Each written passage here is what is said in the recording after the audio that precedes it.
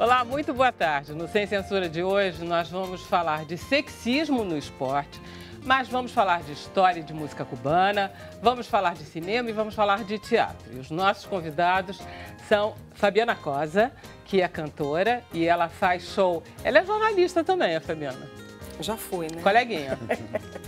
Ela está fazendo um show na programação do Festival do Rio, com músicas do cubano Bola de Nieve, que é fantástico. Uma ideia brilhante, mas aí você vai... A gente fala. Ok. Dácio Malta é jornalista e cineasta. E ele dirige o documentário O Gato de Havana, que é sobre o cabaré cubano El Gato Tuerto. Falei certo? Certíssimo. É o máximo esse cabaré, né? Já foi. É o Blue Note, assim, é o máximo. Tem quase 60 anos, então já teve uma fase bem melhor que hoje. Ah, tá. Estamos com Fernanda Nunes, que é remadora e ela é também blogueira. Ela tem tempo para tudo, essa menina. Ela acaba de entrar na lista da BBC de Londres como uma das 100 mulheres mais influentes e inspiradoras, eu gosto da palavra inspiradora, do mundo. E ela vem falar, entre outras coisas, sobre sexismo no esporte. Tá? Prazer em tê-la aqui, Fernanda. Eu também. Estamos com o Henrique Manuel Pinho.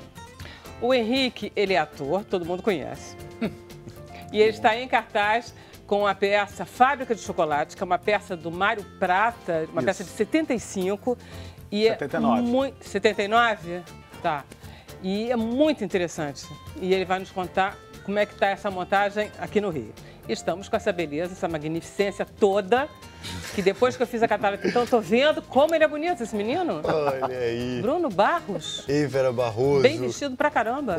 Você Gostei. também, tá linda. Não foi? Olha, eu tive que vir, né, voltar aqui a ter esse nosso date diário e tinha que escolher uma roupa Cara, legal. você sabe que eu fico muito impressionada? Eu assisti o programa de casa, porque eu passei uns dias fora, e aí eu tava pensando como você e a Camila trabalham realmente, porque a gente vê vocês aqui respondendo perguntas, passando não sei o quê, só que as pessoas de casa não sabem que vocês fazem as fotos que estão no Instagram, vocês postam todas as fotos, vocês ficam atrás dos convidados, vocês fazem entrevistas, quando não é um é outro, vocês trabalham muito. E a gente gosta, com o maior prazer, e a gente gosta também da participação de quem está em casa. Para participar é muito fácil, é só entrar na nossa rede social, pode ser Facebook, Twitter, Instagram, tá valendo tudo. Manda uma mensagem aqui pra gente com a hashtag Sem Censura, sua mensagem vai cair aqui e eu vou passar para eles, é facinho, facinho. Ótima ideia. Fabiana, essa ideia de fazer um show dentro do Festival do Rio, qual é essa ideia? Na verdade, foi um convite, Vera, que eu recebi para trazer o espetáculo sobre o Bola de Neve para o festival, né? A história de cantar o Bola de Neve e construir o que antes era o canto teatral para a Bola de Neve, que é um espetáculo que foi concebido e dirigido pelo Elias Andreato, ele surgiu isso há muito mais de 10 anos. Na verdade, o Elias fez um roteiro pensando em algum ator ou alguma atriz que topasse interpretar o Bola de Neve no teatro. Muito bem. Acabou que esse roteiro ficou um pouco na gaveta, porque ele ofereceu para um ator, uma atriz, enfim, ninguém aceitou tocar em frente o projeto. Há uns 3 anos, mais ou menos, uma grande amiga minha comentou, eu estava comentando sobre o Bola de Neve, que é um artista que eu conheço há muito tempo, que eu sou fã há muitos anos. Ela falou assim, você sabe que eu tenho um roteiro aqui que o Elias Andreato escreveu sobre o Bola de Neve e eu acho que você ia gostar de saber. Eu falei, poxa, manda meio escondido para mim, né? Assim, manda por e-mail e tal, para eu dar uma lida e tal.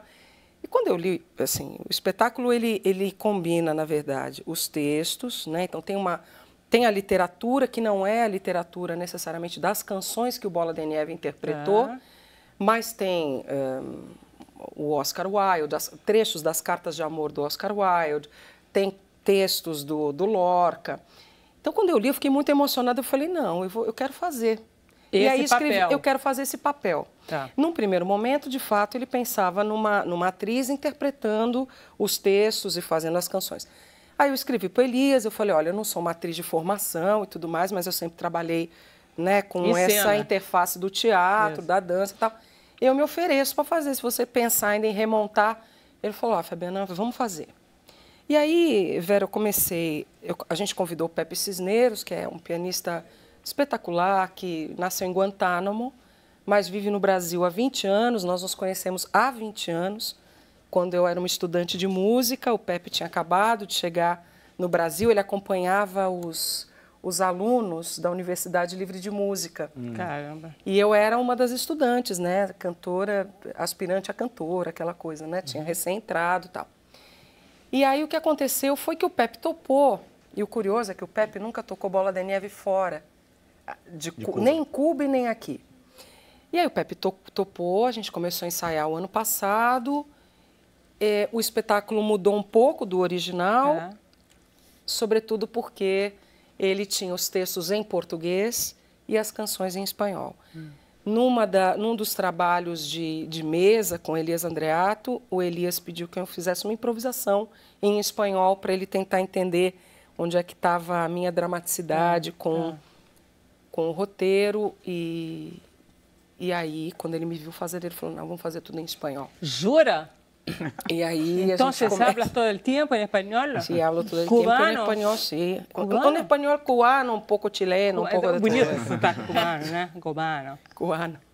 E aí o curioso também é que às vezes as pessoas me vendo fazer vêm perguntar assim, nossa, mas você super estudou espanhol, então tal.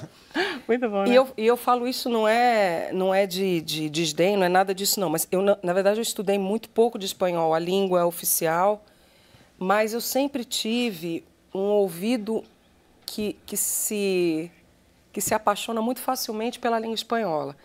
Então eu fui estudando muito, também inspirado numa grande cantora porto-riquenha, costa-riquenha, que era a Chavela Vargas. Porque a Chavela fez um disco em homenagem ao Lorca. Então, para eu poder entender um pouco os acentos da literatura espanhola, dos textos do Lorca, onde é que caía a dramaticidade sem que ficasse muito esparramado, eu estudei um pouco com a Chavela Vargas, escutando, e aí escutar muito Bola de Neve, como você estava comentando. Aí conta a história do Bola de Neve, porque o Bola de Neve, eu não conhecia nada, gente, sou muito ignorante em matéria de música, mas eu fiquei muito deslumbrada com a história do cara, que é um cara cubano que nasce em 1911, ou seja, em 50, quando vai a Revolução, o homem está com 40 anos, quer dizer... Ele sabia exatamente o que ele pensava, o que ele queria e o que ele enfrentou, não foi brincadeira, né? Aí e acho que enfrentou o preconceito racial, porque era um homem negro, e enfrentou o preconceito de gênero, porque era homossexual, mas existem histórias aí que falam que o Fidel Castro gostava muito dele, né? Então, às vezes que ele se apresentava em Cuba, ele se apresentava com muito prestígio.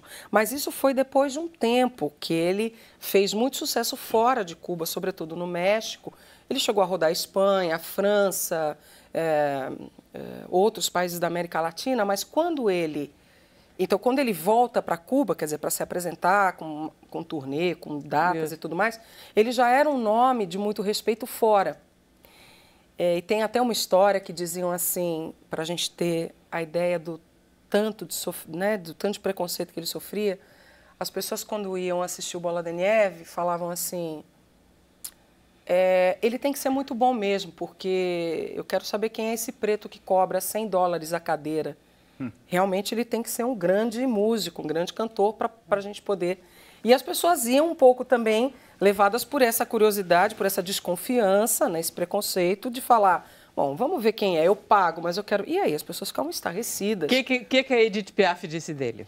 A Piaf dizia que, depois que o assistiu em Paris, disse que só 2 pessoas no mundo poderiam interpretar La Vie en Rose, ela e ele. Não é pouca porcaria essa frase, né? Não é? Demais, né? E quando você assiste, você vê que ela está certa, no sentido da interpretação, né? Ele tinha dá uma palhinha assim, gênero. Uma coisa dele... Eu posso pedir isso? Claro, pode. Caramba, cantora Deixa eu é pensar. fogo, né? Você pede, eles cantam. Sim, tem uma canção dele que é linda, que é Alma mía, sola, siempre sola, sin que nadie comprenda tu sufrimiento, tu horrible padecer, fingiendo una existencia siempre llena de dicha y de placer, de dicha y de placer. bolero pra caramba, né, Fabiana? Super. E ele é de uma época, Vera, que estava no auge a música, o tal do feeling, né? Nós estávamos aqui mais ou menos em 40, 50, entrando no samba-canção, mas em Cuba, esse gênero, né? O gênero musical que dominava a cena, através também do Benny Moré, que foi um grande compositor cubano, era o feeling. Mas eu acho, o feeling é um pouco bolero. O feeling é o bolero, né? Assim, é que eles chamavam de feeling, que é sentimento, né? Claro, que é emoção pura. E eu acho que o bola, ele não dá para ser classificado, enquadrado dentro de gênero nenhum, porque eu acho que, como você comentava fora do ar, ele era muito genial. Genial no que ele era um pianista clássico, teve uma formação clássica, era muito amigo do Ernesto Lecuona, maestro cubano, conhecido e tal. E ele, eu acho que tinha uma peculiaridade que era a forma como desconstruía a canção, inclusive do seu ritmo. Porque eu acho que ele era um desesperado, assim. Às vezes eu escuto, sabe aquela coisa, aquele artista que entende tanto do que está dizendo... Que pode fazer o que quiser. Que pode fazer o que quiser. Exatamente. Ele costumava falar, tem um livro com alguns depoimentos dele, ele costumava dizer o seguinte: quando eu interpreto uma música que não é da minha autoria, eu me entrego de uma tal maneira que eu a transformo em minha. E você é verdadeiro isso. Eu fiquei Não muito é? impressionada. E ele aborda o piano. Eu tenho loucura pelo piano de João Donato, porque o João Donato tem um piano que você diz assim, cara, como é que ele tem essa intimidade toda, né? E ele tem, mais do que intimidade, ele tem sem vergonhice em cima do piano. Ele faz o que ele quer. Ele trata o piano com uma, entendeu? Uma tal intimidade que chega a ser violento, tipo assim, você faz o que eu quero, ou então você se cala. Eu tenho um amigo, Vera, que está dizendo que fala uma coisa muito interessante. Você falou da sem vergonhice, esse meu amigo fala assim, o Bola de Neve era um artista que não tinha vergonha de dar vexame. Não. E eu particularmente acho que ele ganhou um apelido até muito carinhoso, que diziam que ele era um homem alegre que cantava triste, né? De fato, e eu acho também que o Bola canta o amor não higiênico, não econômico, não sem clichês. É o amor onde a gente estrutura e se desfaz em tantos outros sentimentos. É aquela coisa na dor, excessiva, na né? frustração, na espera, na paixão avassaladora, né, no abandono, na saudade. E ele parece que verticaliza isso. Ele não põe perfumaria, sabe? Ele não faz perfumaria com a canção e nem com aquilo que ele sente. Eu acho que é por isso que é tão genioso, Ficaram genial. todos com vontade de ver, não ficaram? Sim. Então tá, vamos lá. Serviço completo. Estamos então... Quando Estamos, então, hoje? Hoje. Hoje no Rival, às 8h20. E depois a gente vai estar em São Paulo no dia 29 de outubro, na Sala Funarte. Tá, mas aí vocês seguem carreira com esse espetáculo? Porque você começou segue. ano passado, vocês estrearam ano passado. A gente estreou ano passado, mas a gente lançou o disco pela Biscoito Fino esse ano. Legal, então tem carreira ainda. Então tem. A gente acabou de lançou em agosto aqui no Rio, aí foi para São Paulo, lançou em setembro. Tá bem fresquinho ainda. Maravilha. Eu vou te pedir de vez em quando, eu vou pedir para o Dácio pedir para você, para não ficar excessivo demais, peço para o Dácio pedir para você cantar mais um pouquinho daqui a pouco. Tá bom. Porque, por um acaso, não muito por um acaso, né, Dácio? Mas, enfim, é uma feliz coincidência ter você falando sobre esse El Gato Tuerto, que é um cabaré. Aí você conta. O Bola de Neve frequentava também. Frequentava? Também tem isso. Porque se ele tem 60 anos... O Gato Tuerto é um cabaré de Havana que foi fundado em 1960, um ano depois da Revolução, por um sujeito genial chamado Philippe Ayun, que não tinha dinheiro, mas tinha 1000 ideias. Ele foi quem denominou a Bodeguita del Médio, que é conhecida no mundo todo. Fazia livros, fazia desenhos, fazia várias coisas. E a sua casa vivia cheia de artistas sempre. Todos os cantores intelectuais, que de uma maneira geral, artistas plásticos, todos frequentavam a sua casa até o dia que ele teve a ideia de fundar o Gato Tuerto, que foi fundado em 60 e era um lugar super sofisticado e tal, e era ponto de encontro... Sofisticado em Cuba, na Cuba revolucionária. Na Cuba de um ano Revolução. um ano após a Revolução. Tá. E era um ponto de encontro de toda a intelectualidade cubana. Que muitos artistas que se apresentavam lá, que começavam às 7 da noite, de 7 às 9. De 7 às 9, esses artistas principais iam para outros cabarés. Na época, Cuba era repleta de cabarés, né? A noite noturna era um espetáculo. E no final, aí ficavam duas cantoras que ocupando o espaço entre 9 e 1 da manhã. 1 da manhã voltava todos os músicos, 1 hora, 2 horas, 3 horas, acabavam seus trabalhos e iam todos para lá. Até o samba do trabalhador cubano. Inclusive o Bola de Neve, que tocava em um bar chamado Monsenhor, que fica em frente ao Hotel Nacional, e fica a 1 quadra do Gato Tuerto. Então lá frequentava todo mundo. Túlio Valdez, Pablo Milanês. O Pablo Milanês era muito jovem, que nessa época, né? Omar Portundo, Helena Burke, César Portillo de la Luz, todos os grandes nomes da música cubana passaram por lá. E mais os intelectuais. Que Gabriel Garcia Marques, que passava períodos enormes que ia em Havana, ia toda noite, Júlio Cortázar, Pablo Neruda, quando foi a Havana, foi lá ler seus poemas. Então, o meu documentário conta que essa Agora, história... enfim, aí você foi para Cuba. É engraçado, por estar pensando, mais uma coincidência entre você e a Fabiana, que vocês dois são jornalistas de formação. Ela adotou a música mais cedo. Você não, você é um homem de imprensa total, né? Porque você trabalhou em tudo, imprensa escrita toda. Globo, Dia, JB, Veja, tudo isso. E aí, de repente, você deve ter dito, chega. Eu me aposentei, né? Então fiquei procurando outras coisas para fazer, né? Fiz um documentário. Antes disso, porque eu entrevistei você sobre esse documentário sobre o Rosa, você não estava aposentado. Eu fiz também um musical sobre o Gonzaguinha. Isso. Em 97. Foi entre o Jornal do Brasil e o Globo. Eu, quando saí do JB, fiz esse documentário, fiz esse musical, que teve um sucesso aqui no Rio. Claro. Depois, aí eu voltei para jornal, que era mais fácil fazer do que fazer musical, né? Aí voltei para jornal e depois que me aposentei, aí fiz um documentário sobre o Noel Rosa, até aqui para a TV Brasil, que foi em 5 episódios, para quando ele faria 100 anos.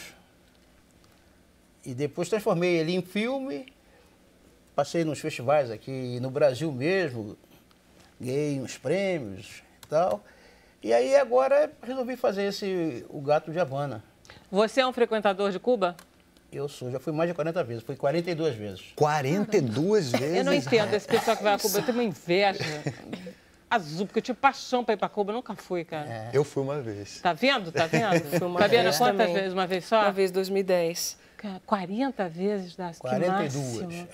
42. Dácio? É que é o único país que eu conto quantas vezes eu fui, porque até bem pouco tempo que não se carimbava o passaporte para Cuba. Claro, né? se lembra? Então aí eu contava. Não ficava quantas vezes bem, eu você fui, tinha... porque os outros países tem carimbo, então não precisa contar, né? Mas Cuba eu contei. E a música você adora, e a música cubana... Eu adoro música, que eu adoro música, tanto é que tudo que eu fiz fora de jornal teve alguma coisa ligada à música. Foi o Gonzaguinha, foi o Noel Rosa, e essa aí que era uma casa de bolero, que era um espetáculo. Como é que evoluiu em 60 anos? Conta para mim, você que tem essa intimidade toda. Como é que El Gato Tuerto evoluiu? Desse grande trabalho, o que ele é hoje em dia? Ele era uma casa que tinha que muito cuidado com tudo, com o que se apresentava, com o que se cantava, com o que se comia, com o que você apresentava de artes plásticas, com artistas da vanguarda daquela época e tudo isso.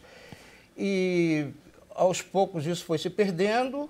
Tem um momento que o Gato Tuerto fecha, quando vem a ofensiva revolucionária, que vem a perseguição a gays, a religiosos que é quando e tudo isso. Muita gente sai de Cuba. Que época é isso? 68, principalmente. 10 anos depois. 68. E aí muita gente sai. Quando acaba a União Soviética, o Gato Tuerto está mais ou menos deteriorado, porque ele fica perto do Malecon, então não havia nenhuma manutenção. É quando Cuba resolve restaurar que algumas casas noturnas, 3 ou 4 casas noturnas, para o turismo, já pensando no turismo. Maravilha. Deixa eu fazer um intervalo, na volta a gente continua para fechar esse assunto. Vamos fazer um intervalo, a gente volta já com Sem Censura.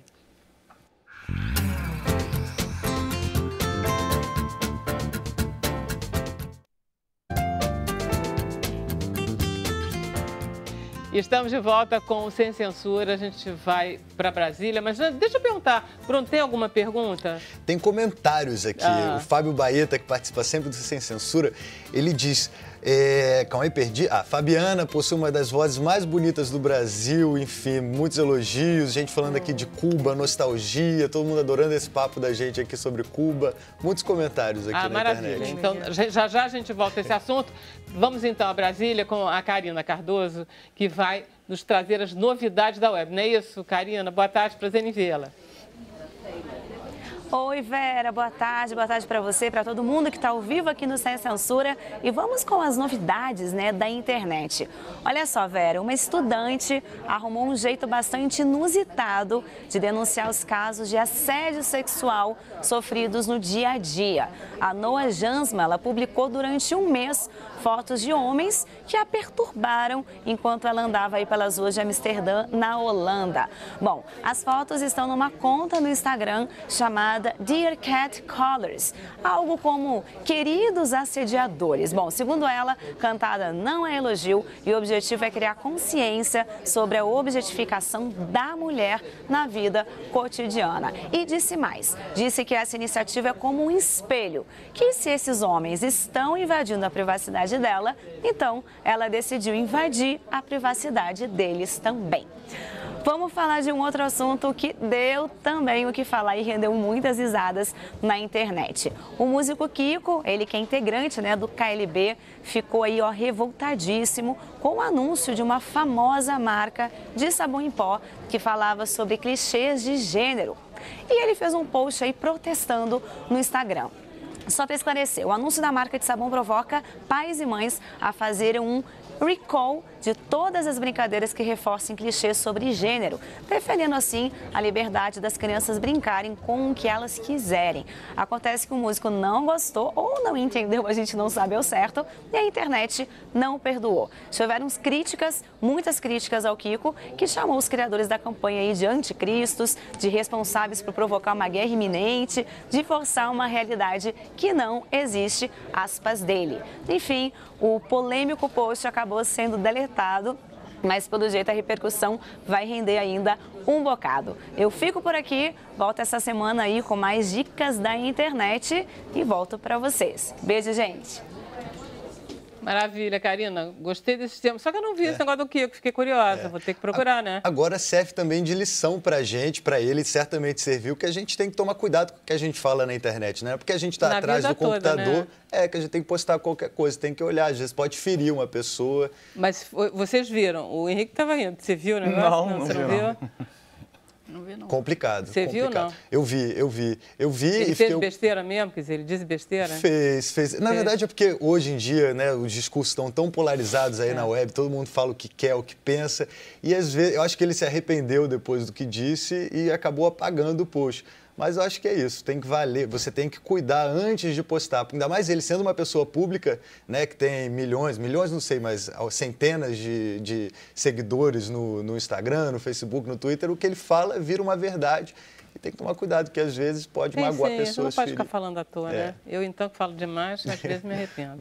Podemos passar um pedacinho do seu documentário Claro, para a gente prazer. voltar ao assunto? Vamos lá. Daniel, passa para a gente um pedacinho do documentário do Tássio. Tá, então vamos fazer o seguinte, já ele vai colocar, então deixa eu te perguntar, é verdade que em Cuba não adoraram o seu documentário? Não adoraram? É? Não, os cubanos adoraram. Os dirigentes do Gato Tuerto é que não gostaram muito. Porque, na verdade, é que meu propósito foi fazer... É que eu queria fazer um documentário sobre o Gato Tuerto, porque não existia nada sobre ele. Teve uma revolução, levaram tudo, então não existe um livro, não existe um filme, não existe nada. Fui, inclusive, que procurar fotos antigas e que não achava nada. Só que encontrei alguns parentes do fundador e tal, e aí que consegui ilustrar um pouco que é o meu documentário. Mas o que ocorre é que as pessoas que eu entrevistei falam do gato antigo, como era, e com saudade daquele tempo, né? E o gato hoje é... O gato atual ficou mais... Ele não Ele é mais é que ele não tuerto do que cuida, nunca. quer dizer, a programação musical não é boa. Tá. É que antigamente, para cantar aqui no Gato, você tinha que ter 1000 recomendações, você passava por teste, fazia...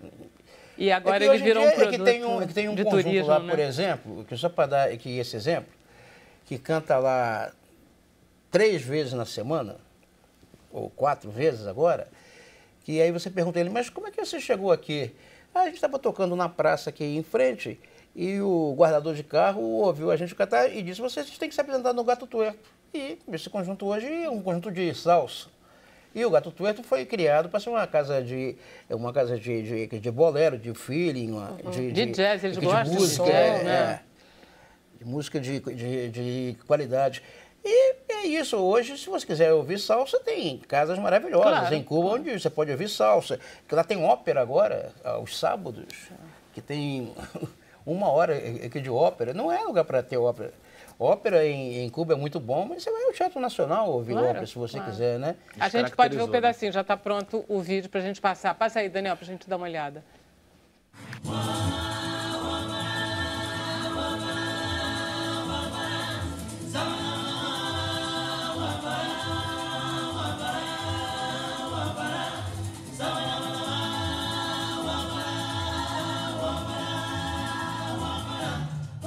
El Gato Tuerto es el lugar más importante que hay de la bohemia y la bolerística cubana. Y era el lugar preferido de los músicos. A las 4 de la mañana, cuando terminábamos en los demás lugares, todos íbamos para allá.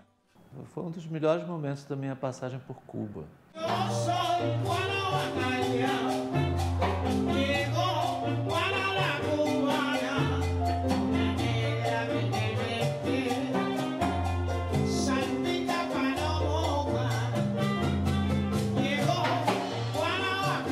Que el único punto de reunión de una sociedad de trabajadores no es el trabajo. Aquellos ojos verdes de mirada serena. Era muy común encontrarse allí a grandes escritores como García Márquez. Bueno, ha cambiado tanto que yo no quisiera opinar nada sobre eso.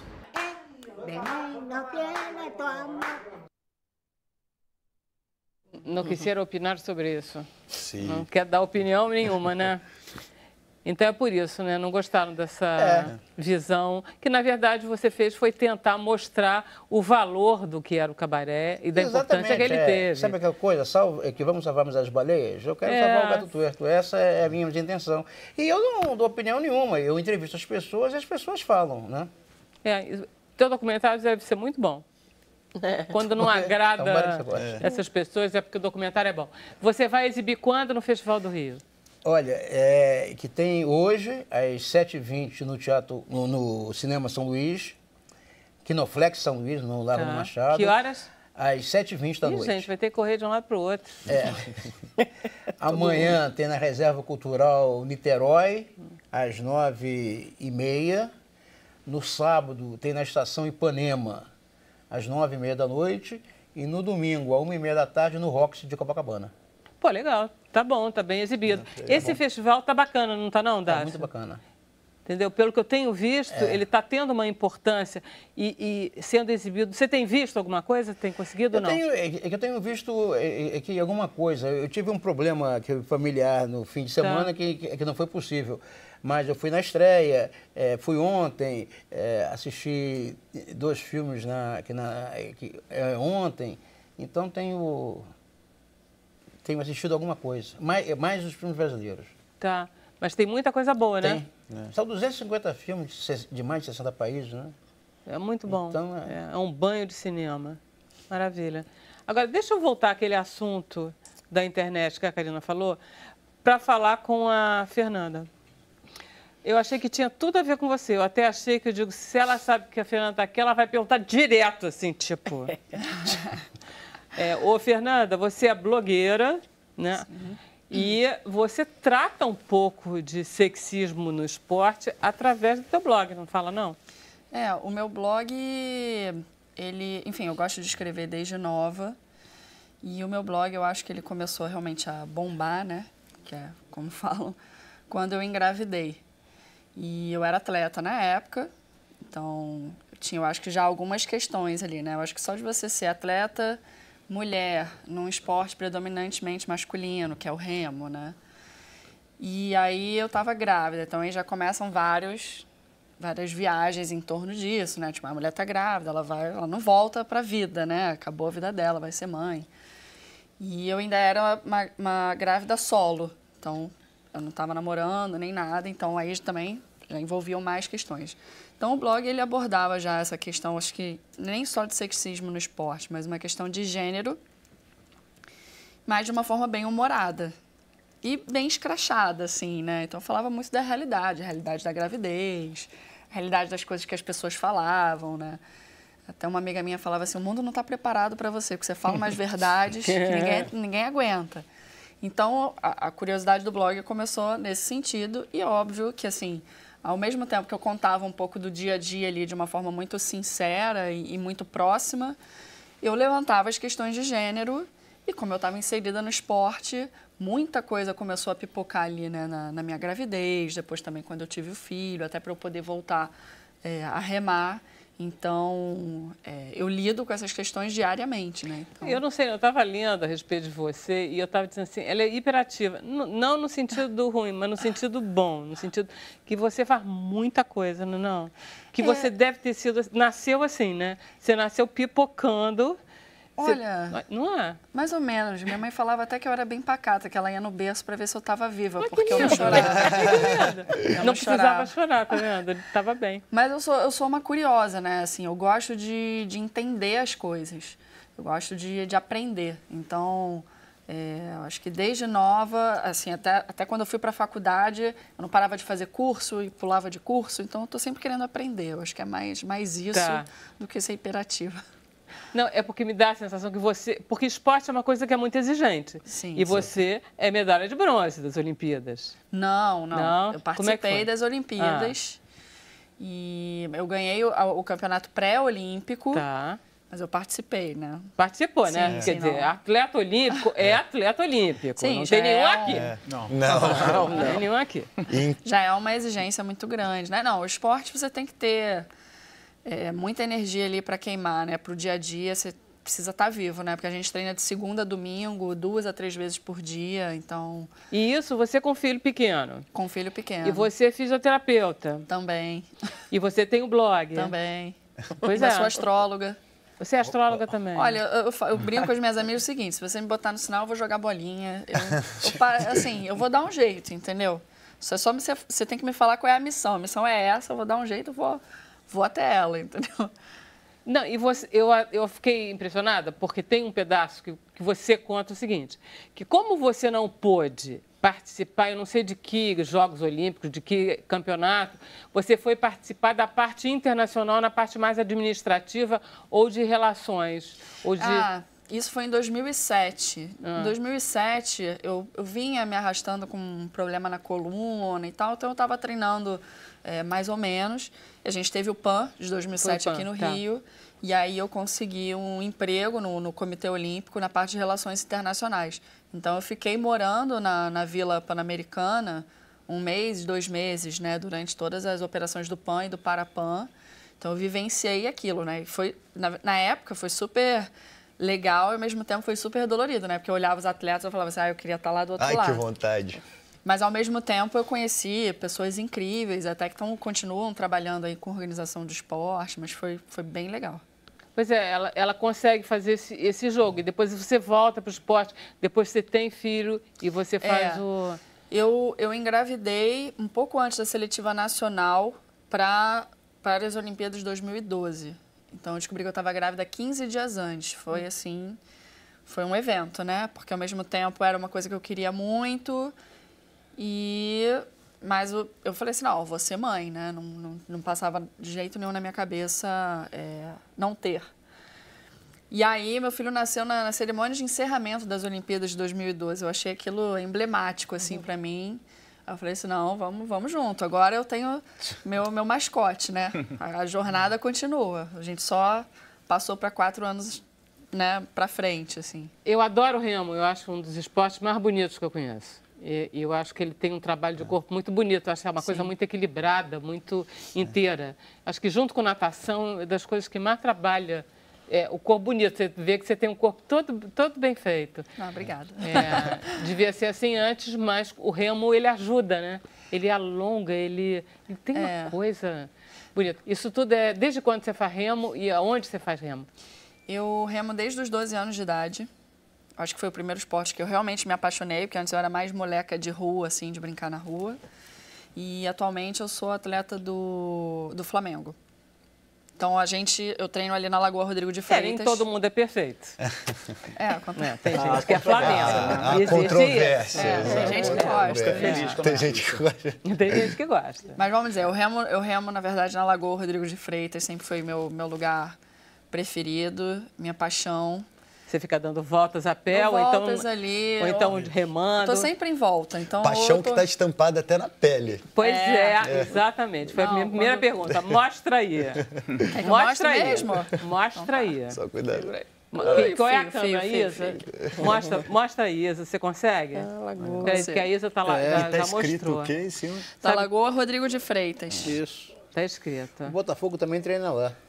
O Botafogo, o Vasco. O Vasco. O Botafogo também existe. Existem outros times além do Flamengo. Tem até clubes novos agora. Agora a gente está tendo Na Lagoa também?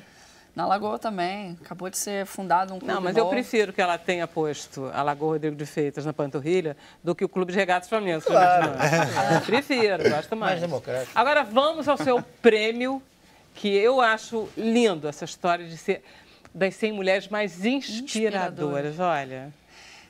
eu achei incrível porque começaram a procurar, né, mulheres que falavam, que militavam, né, na área do esporte. E aí várias pessoas citaram o meu nome. Eu achei muito interessante, né? Eu sou inserida em vários grupos de mulheres e a gente sempre discute muita coisa. Elas me apoiaram muito também aí nesse caminho. E aí, quando eu vi que saiu mesmo, eu falei assim, gente, que gente maluca, por que eu, né? E aí eles botaram assim, não, mas o seu blog. E aí eu voltei, assim, eu abri o blog, eu falei assim, cara, é verdade, né? Eu acho que a partir dali eu encorajei muita gente, né?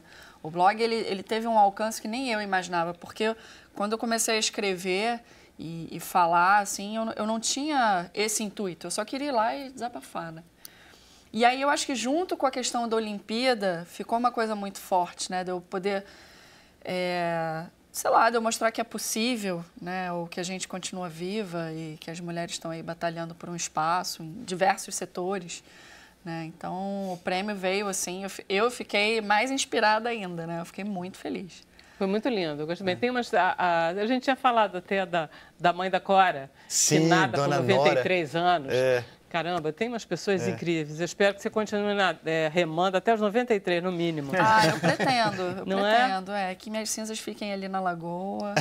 A ideia é essa. Eu acho que a minha ideia com isso tudo, e a partir desse projeto, que eu acho que é um projeto muito bonito, é inspirar mais mulheres, né? Eu acho que a ideia, assim, se eu puder cultivar Eu acho que a semente do esporte em mais meninas e mais mulheres. Mais meninas não e interessa mais mulheres. a idade também, Isso. né? Porque eu tive uma amiga que, inclusive, não remava há 16 anos. Ela voltou a remar depois que eu fui à Olimpíada. Então, se eu fizer isso, eu já estou muito, muito satisfeita com a vida. Maravilha. Parabéns mesmo. Obrigada. Vamos para o intervalo? A gente volta já com Sem Censura.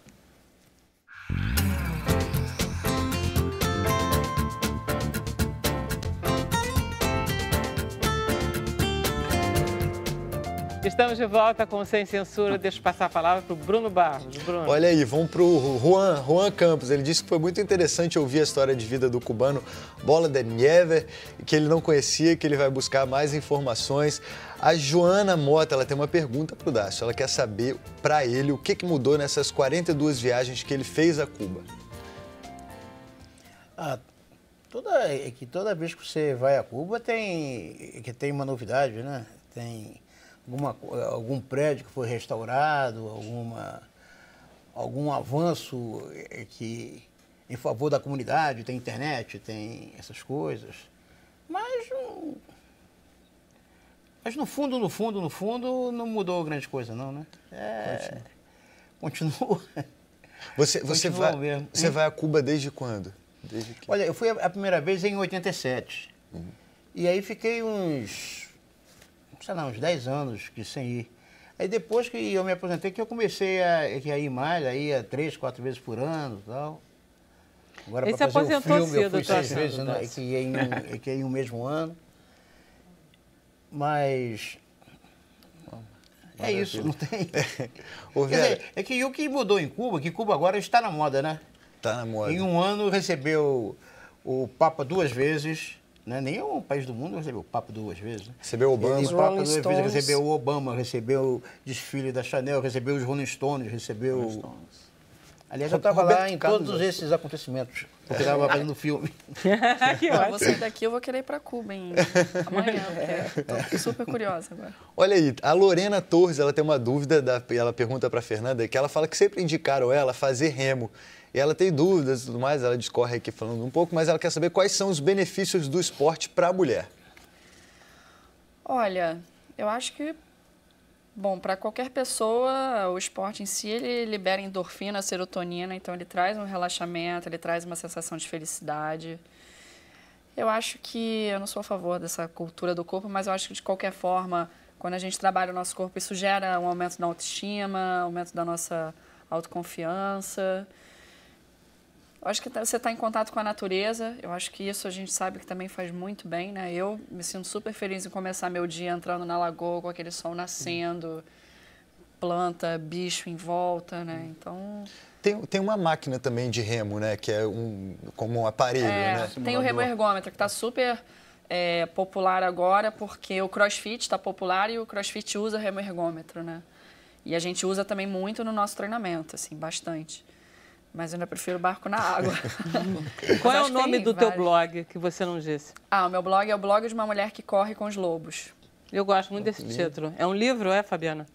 É Mulheres que Correm com Lobos, né? Da Stage, né? É, Clarice Pinkola. Clarice Pinkola, isso. Ele é um livro de psicologia que ele pega várias histórias folclóricas conhecidas e ela destrincha de um ponto de vista psicológico falando dos arquétipos da mulher. Maravilha. E outra coisa que eu queria dizer para vocês é que o Remo faz esses bíceps aí, caramba. Gente, não é brinquedo. Henrique. Sim.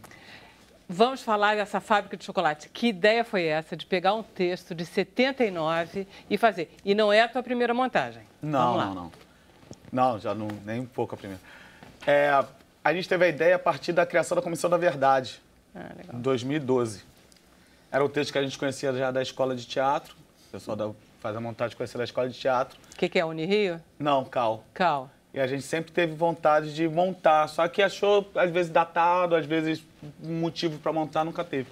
E aí, com a criação da Comissão da Verdade, veio bom motivo para fazer. Começou a ter sentido aqui, amarrou. Né? E aí, quando a gente estreou em 2013, a gente fez em 2013, a primeira temporada no Lauro Alvim, no Porão. E foi quando teve o caso do Amarildo. E as pessoas iam ver, achavam que a história era por causa do Amarildo, entendeu? E o Mário Prato escreveu o texto em 79, em cima da morte do Herzog, que foi em 75, né? Ah, tá. Morte do Herzog foi em 75, eu te perguntei, Ferrada. Aí, e desde então, aí depois a gente fez temporada no Glaucio Rocha, em 2014, na época que estava tendo aquelas manifestações. Aí vem associando, né? E agora, mais ainda, porque fala sobre a fabricação da mentira. Até que ponto consegue se manipular o que acontece Então, em prol de ótimo. Vamos contar a história, porque... Conta a história do Herzog, quem foi Herzog, como que ele morre e qual é a ideia do Mário Prata. Bom, Vladimir Herzog, né?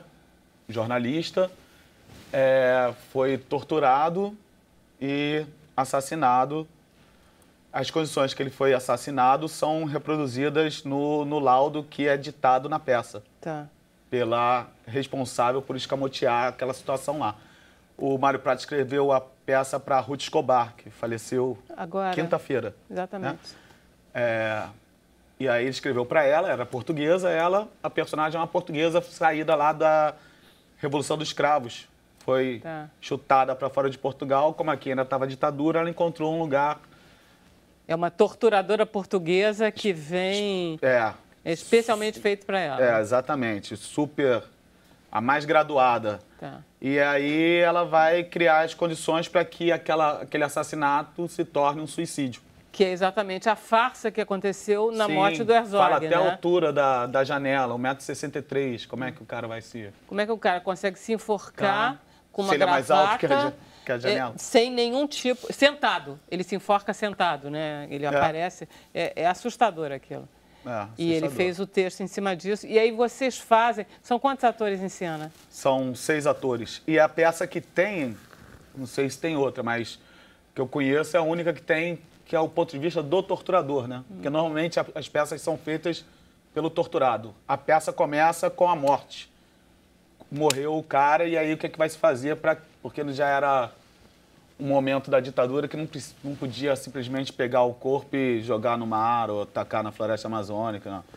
Tinha que dar uma satisfação para a sociedade.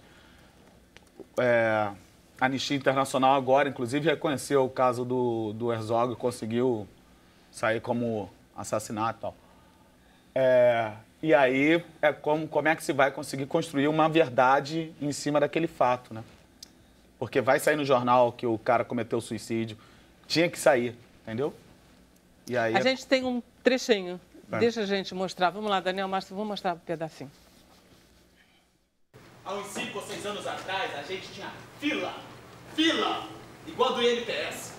5 da manhã e a fila ia até o final do corredor. Coisa muito bem organizada. Todo mundo quietinho, todo mundo bonitinho, esperando a sua vez. Tinha dias, herói, que a gente cuidava de 5, 6, 10, de uma só vez. Sabe o que a gente fazia? Não. A gente fazia o trenzinho da morte. A gente pegava um fio desencapado, amarrado em um por um e ligava na tomada. Reficava sempre no último da fila. Depois a gente invertia os terminais e ligava. Se cagavam todo, entregavam até a mãe, não sabiam quem ia tomar o choque. E isso, ó. Invenção do papai aqui. Então só tem os torturadores, não tem nenhuma violência, ela é só verbal a violência. Só verbal. E você fica se angustiando na cadeira, feito um desesperado. E as pessoas vão, né? As pessoas vão, que bom, né? Tem que ir. Vão, né? Conhecer a verdade, né? Precisa ir conhecer a verdade. Precisa saber, né? O que acontece. Nesse momento agora, então, que a gente está passando, é importante saber que houve uma ditadura. É sempre importante radical. No Brasil lembrar, né? Lembrar para não esquecer, né? É bom trazer essa memória. É importante a memória não ser apagada. Porque eu não sei do mas eu vivi isso, eu conheço isso. Vocês já não. Não, vocês sou filho só podem da ditadura. contar pelo que a gente conta, né? Sim. É um registro do Mário Prata importante, né? Porque deve ser muito doloroso uma pessoa que passou por uma situação como essa, ou parecida, ou que conhece alguém, reviver isso. Né? Sim, sim. E vai, né? As pessoas vão, sim. Tem vários comentários. Porque na peça a gente vai ter que matar um torturador para justificar o suicídio dele. Aí a gente pega o que está lá há menos tempo, a ideia da portuguesa, né?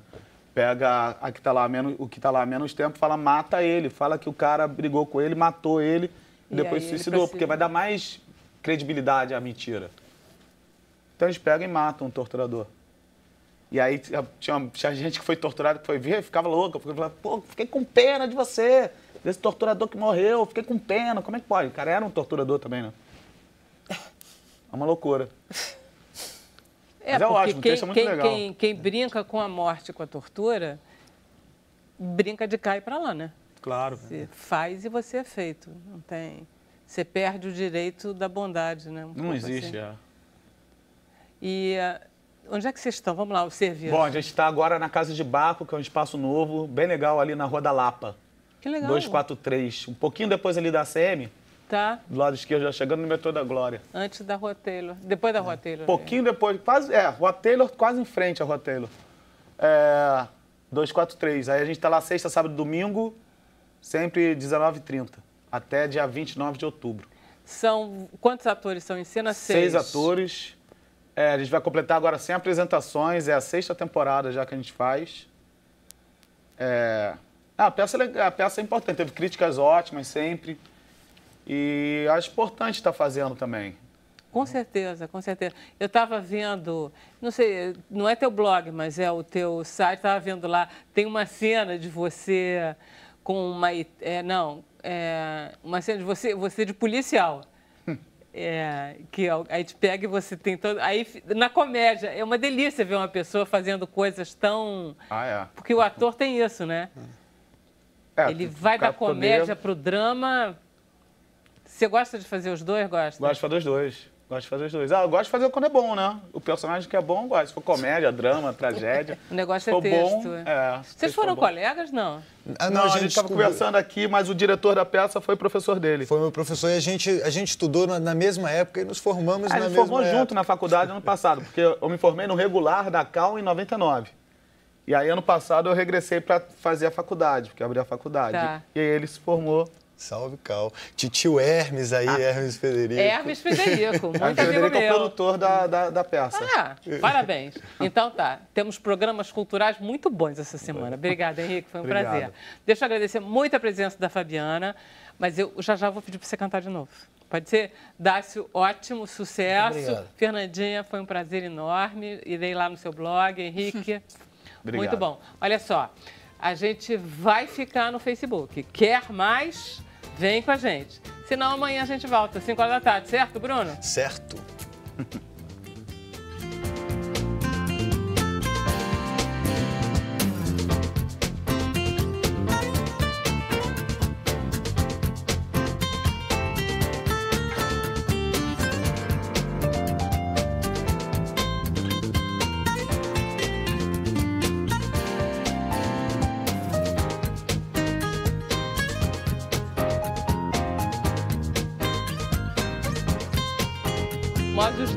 Já estamos no Facebook, não estamos? Tem uma coisa, Fabiana, que eu adoro em televisão, que é o fato de você estar totalmente desarmado, um pouco, já tem isso também, está totalmente desarmado e aí vai entrar no ar. Entra no ar, entendeu? Um improviso, o coordenador, né? antigamente o coordenador de estúdio dizia no ar. Aí a mágica se faz, fica todo mundo assim, entendeu? Plácido. Tem uma beleza. Uma vez eu estava fazendo uma entrevista e o meu colega não tinha muito hábito de televisão e o entrevistado era o Marco Maciel, que tinha que chegar, estava em Brasília. Aí ele disse, falta 30 segundos para começar o programa. Cadê o cara? Ele disse, está chegando. Não vai dar tempo. Eu digo, dá tempo, gente. Que isso? 30 segundos é uma eternidade. Não vai dar tempo. Aí, nisso, entra o Marco Marcel, senta... E aquele negócio, genial, né? Sentou, o outro põe o microfone, não sei o quê. Eu disse, boa noite. O outro quase infartou. Tá tudo certo. Foi muito bom. Mas não tem as histórias até de TV, quando fazia a TV era ao vivo, a novela era ao vivo, que tinha troca, às vezes, de figurina, a câmera vinha, aí fechava o zoom na cara da pessoa, entrava, trocava a camisa embaixo, a pessoa tá aqui, não sei o quê, não sei o quê, não sei o quê. Aí voltava, a câmera abria, já tava com outra roupa, imagina. Isso foi na aula do Hermes, né? Que você aprendeu lá na cara. Também ouvi muitas histórias aí. Maravilha. Bruno, vamos lá. Olha aí, Maurício Copas. Olá, sou Maurício Copas, estou adorando assistir o programa diretamente de Miami. Chique, valeu, Maurício, aí, chiquérrimo, né? Agora, Fernanda, você criou aqui um problema pra gente, porque eu acabei de receber uma mensagem do Fábio Baense. Ele fala, a remadora Fernanda, ela não comentou, mas ela começou remando no pentacampeão, o Botafogo de futebol de regatas. Aí ele diz que ele tem até fotos onde ele entrega as medalhas para você e as outras remadoras na regata na Lagoa em 2014.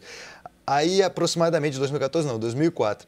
Aí só que Fábio Baense é o padrasto da Fernanda, ele manda um beijo botafoguense carinhoso pra Fernanda. Ele entregou a Fernanda. Entregou o padrasto?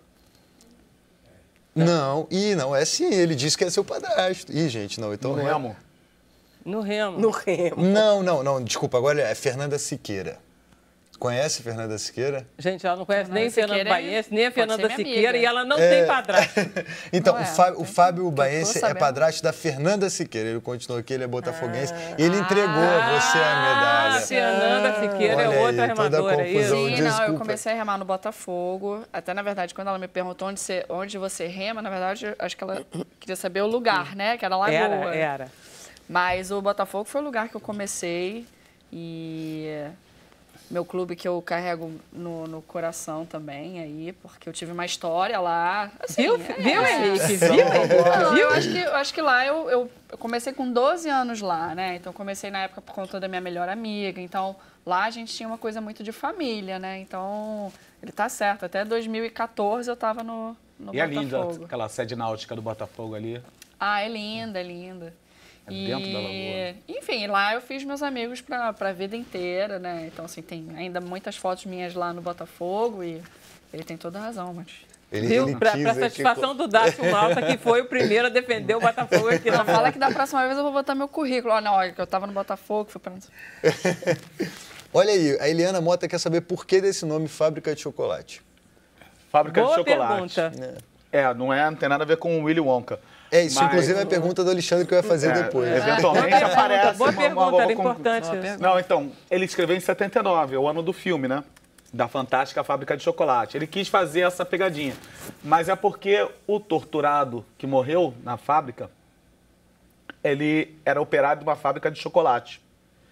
E o dono da fábrica de chocolate é uma dessas pessoas que financiava a ditadura, desses empresários, que aparece também muito bem naquele filme Pra Frente Brasil, do Reginaldo Faria, que quem faz é o Roberto Porto. Mas aí era um empresário, dono de uma fábrica de chocolate, que pediu para o pessoal dar um jeito, porque os funcionários estavam querendo entrar em greve por melhores condições de trabalho. Aí o pessoal foi lá, catou o cara e levou para torturar e matou. Tá. Entendeu? Então, na ficção, ele fez isso, mas no fundo foi a ideia de fazer pegadinha com o título da Fantástica. Boa essa ideia. No final termina, você quer um chocolate? Deus me livre. Olha só, agora, Vera, vai inverter um pouco a coisa aqui, que surgiu um telespectador, Gabriel Menezes, ele quer fazer pergunta para você.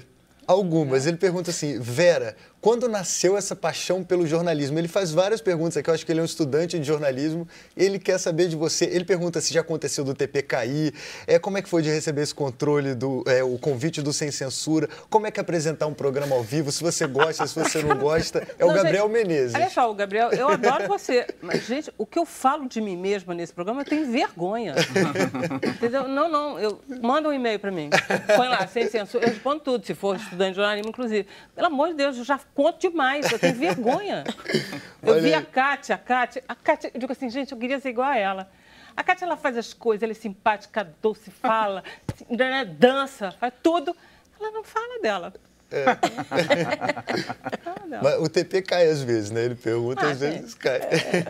Olha, o Lucas Schmidt, ele disse que tem visto muitos filmes que estão no Festival do Rio, incluindo 2 documentários. Eu já vi um sobre o cantor Agnaldo Timóteo, que estão falando bem, e ele também viu um outro sobre o cantor Serguei, todos muito bem realizados, e que agora, devido a essa indicação, ele está louco para ver o Gato de Havana.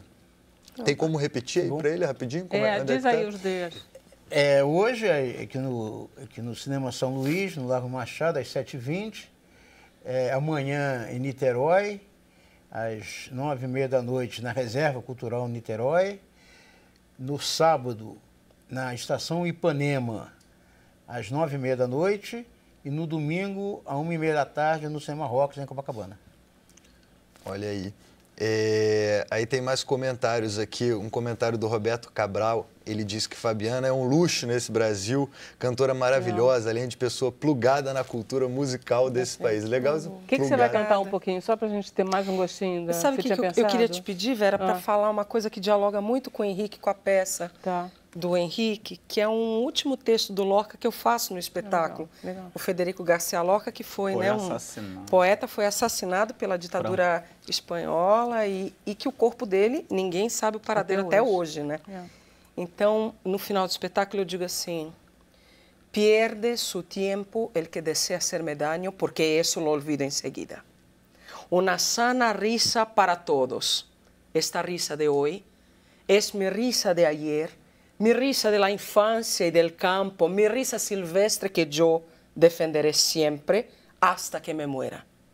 En este momento dramático del mundo, el artista debe llorar y reír con su pueblo. Antes que todo, somos hermanos de todos. Uau! É lindo, né? Parece que escreveu agora, né? Não é? 1930 e pouquinhos. Né? 36 ele morre, né? Desaparece. 1920 e pouquinho que ele escreve. Caramba. Então é chocante, né? A gente pensar ele tem a musicalidade do espanhol, que você estava falando, tão bonito, né? Olha a língua. É super, bonita. né? Super. É bonita, fica mais bonito tudo. Sonrisa, essas coisas, dramático, todo. Canta um pouquinho também. Canto. Cantar, então, o amor. O amor desesperado, né? Não higiênico. Amor, yo sé que quieres llevarte mi ilusión. Amor, yo sé que quieres también llevarte mi alma. Pero, ay, amor, si te llevas mi alma, llévate de mí también el dolor. Lleva en ti todo mi desconsuelo y también mi canción de sufrir. Ay, amor, si me dejas la vida, déjame también el alma sentir. Si solo queda en mí dolor y vida, ay, amor, no me dejes vivir. É muito lindo. Tudo, ele era compositor também, né? Tudo isso são músicas que ele cantava com certeza. Essa canção é dele. Ai, amor, que é o nome do disco, né? Essa é dele. E a do show também, você chamou Ai, amor, não foi? O show agora chama-se Ai, amor, por conta do disco, né? Que vem do canto teatral. Muito lindo. Guido Campos fez um comentário ótimo, que ele disse que o que mudou nas suas 42 viagens para Cuba, segundo ele, foi o valor do bilhete aéreo. E é verdade, né? Hoje em dia... Não, às vezes tem promoções. Tem milha. Hoje em dia tem milha, tem promoção. Alexandre tem uma dúvida engraçada, que ele quer saber qual que é o tamanho do remo. Tem essa diferença de remo? O remo, ele pode variar ali, sei lá, de 2,79 m para 2,90 m, né? A gente rema normalmente com 2 remos ou com um remo só, que pode chegar a 3 metros e tanto. Você rema sempre com uma companheira? A gente pode remar individual, em dupla, em quarteto, até em 8, né? Mas na Olimpíada eu remei em dupla. Em dupla ou em quarteto é mais difícil, você tem que ter a coordenação motora, deve ser difícil pra caramba, né? Você e todo mundo. É um remo sincronizado, né? Tem que estar todo mundo fazendo a movimentação bem junto. Tem 2 com e 2 sem? Tem 2 com, que é com timoneiro, 2 sem. 2 com é um barco normalmente mais masculino, né? Por causa do peso? Porque para carregar mais um, eles botam os homens, né? Então tem 2 com, tem 4 com. O 8 normalmente é com, né? E aí tem esses 4 sem, que normalmente são remos individuais, aí que são remos maiores. E tem o que a gente chama que é palamenta dupla, que aí são 2 remos, um remo em cada mão. E tem barcos bons, tem barcos ruins. O que é a qualidade do equipamento? A qualidade é essencial, né? Porque sim, pois é, mas qual é a qualidade? Muito. Barcos mais leves, barcos mais pesados? A gente pega barcos mais leves, né? E tem toda uma tecnologia lá, né? Para eles, enfim, para eles andarem melhor. Para a transferência, né, de força ser boa, então carbono, fibra de vidro, tem todo um... Teu filho está com que idade? Meu filho está com 5 anos. Já está no esporte? Ainda não, né? Ele começou mês passado a natação. Eu achei que ela ia me dizer assim, ele começou mês passado a fazer games, que ele tem horror a esporte, fica grudado no videogame o dia inteiro. Olha, eu tento ser uma mãe que respeita as vontades dele. Então, por exemplo, eu já vi que ele é bom no inglês dele. Você não botei ele nunca em curso de inglês. Não, mas eles fazem curso nos videogames. Não, ele vê vídeo, ele pois fala. Teve um dia que eu descobri que no supermercado ele foi falar inglês comigo. Eu falei assim, peraí, cara. What? Não tô sabendo disso, com 2 anos. Então, eu tento estimular as coisas que ele mostra interesse. A natação é muito mais por uma questão até de segurança, porque ele me acompanha muito nos treinos, então ele está sempre perto de água. Então, atualmente, graças a Deus, eu não preciso mais procurar pessoas para ficarem com ele para eu ir treinar. Ele vai comigo, eu largo ele lá no pátio, boto um colete salva-vidas e levo coisas para ele brincar e tal. Mas eu acho que a natação é uma questão de segurança, né? Não é só que eu queira que ele seja um Phelps futuramente. Vou ficar muito feliz se ele for, mas vai ser ele que vai escolher. Eu estava vendo uma crítica que saiu no Globo sobre o show do Caetano Veloso com os filhos, né? Que é o Caetano, Moreno, Zeca e Tom. Aí a crítica é ótima, porque a crítica diz assim, aí o Caetano, inclusive, incentiva o introspectivo Zeca, eu acho. O introspectivo Zeca, que realmente não está muito à vontade ali, ele é mais tímido e recatado. E nesse momento a gente vê que o Caetano, sim, o Caetano é igual a todos os outros pais. Ele também constrange os filhos. Ai, pai, que saco. Até Caetano. Gente, foi um prazer enorme tê-los aqui. Olha, adorei, temos um programa muito bom. Obrigado, Fernando, pelo sucesso. Vocês, então, chegou ao final. Certo, Bruno? Podemos? Final. Vamos? Vamos. Ok, vamos embora. 5 horas da tarde amanhã, hein?